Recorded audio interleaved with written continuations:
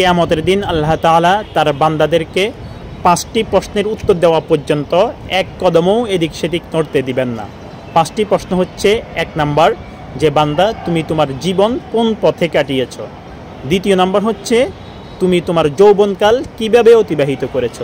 3য় number, তোমার ধন সম্পদ তুমি কোন পন্থায় আয় করেছ। 4র্থ নাম্বার, তোমার ধন সম্পদগুলো তুমি কোন পথে ব্যয় করেছ। আর 5ম নাম্বার হচ্ছে, শরীয়তের বিধিবিধান তুমি যতটুকু জানতে তন্মধ্য থেকে তুমি কতটুকু আমল করেছ। এই 5টি প্রশ্নের উত্তর দেওয়া পর্যন্ত আল্লাহ তাআলা কিয়ামতের ময়দানে তার বান্দাদেরকে এক কদমও এদিক সেদিক নড়তে দিবেন না।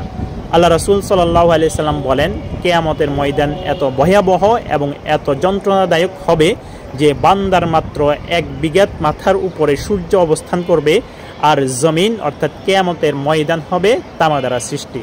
আল্লাহ রাসূল সাল্লাল্লাহু আলাইহি সাল্লাম বলেন, বান্দা তার গুনাহ অনুযায়ী, গুনার পরিমাণ অনুযায়ী তার শরীরের ঘাম দ্বারা সেদিন সেখানে সাঁতরাতে থাকবে। কেউ হাঁটু পরিমাণ ঘামে, কেউ কোমর পরিমাণ ঘামে, আর কেউ পুরো ঘামের মধ্যে ডুবে সেখানে সাঁতার কাটতে থাকবে।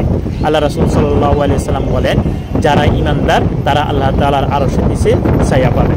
আল্লাহ তাআলা আমাদেরকে কিয়ামতের এই ভয়াবহ আযাব থেকে, কিয়ামতের এই ভয়াবহ পরিস্থিতি থেকে হেফাজত করুন এবং আমাদেরকে এই কঠিন যন্ত্রণাদায়ক শাস্তি থেকে বাঁচার তৌফিক দান করুন।